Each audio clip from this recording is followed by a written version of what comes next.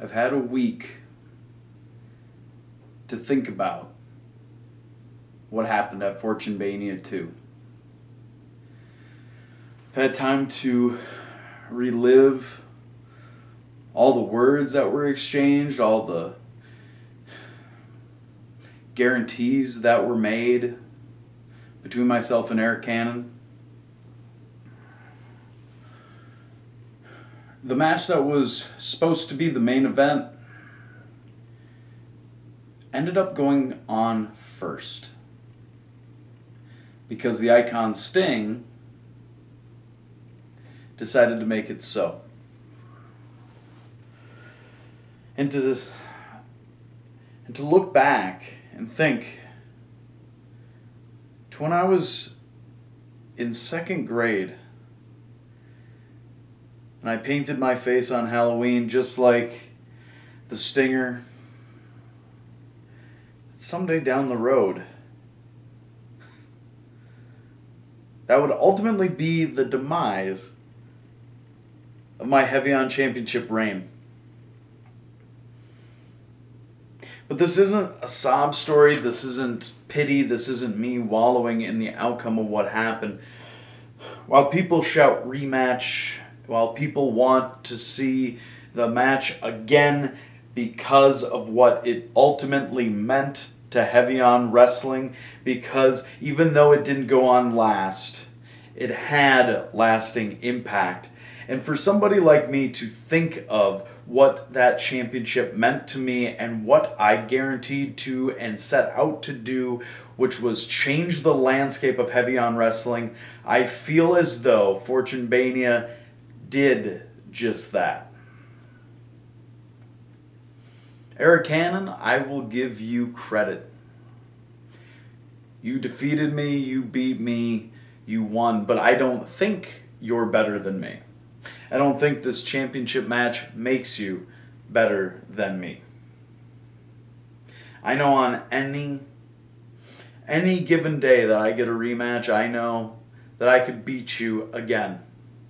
I am a two-time champion. I lost the championship once. It took me almost a year, but I got it back. That's not why I'm here now. Many people could just walk away. I accomplished what I wanted to as champion. I set out to do, and I did that.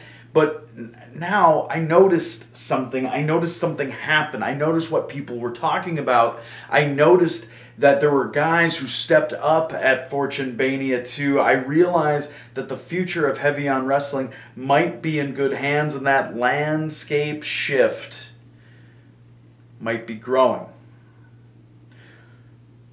Settle for Nothing was formed to drive that point home. I know with Lore and Taylor, that message is still the goal. I'm not resigning from anything. I'm not stepping back from anything. But what I'm looking at is I'm looking at those who have refused to change. I'm looking at those who haven't done anything different since Heavy-On started, since I started wrestling. And I looked at everybody who talked about this event that it meant something to and those who didn't. And I think it made it very clear who finds this important and who just says anything that is cliche, because that's what wrestling was like when they started. It isn't the days where you could just put somebody on a poster where they would just say a 10-second little blurb when somebody put a microphone in their face. No, there are guys who legitimately get people talking. There are guys out there who are trying to make things better, who are trying to carry on and make it so that Heavy-On Wrestling is no longer just a dumping ground for people looking for a paycheck. Who might be the next target? Who might be the next person that Settle for Nothing goes after? Well, it could be Cannon. It could be Little Nate. It could be whatever champion we choose, or it could be maybe we just test out who's strong-willed enough to want to take us on?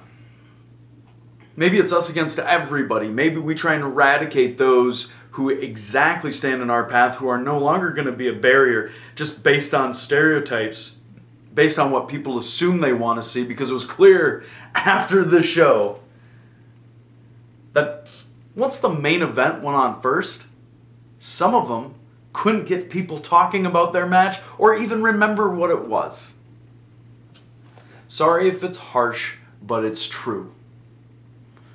Wrestling will pass you by if you don't adapt, if you don't do nothing to change it.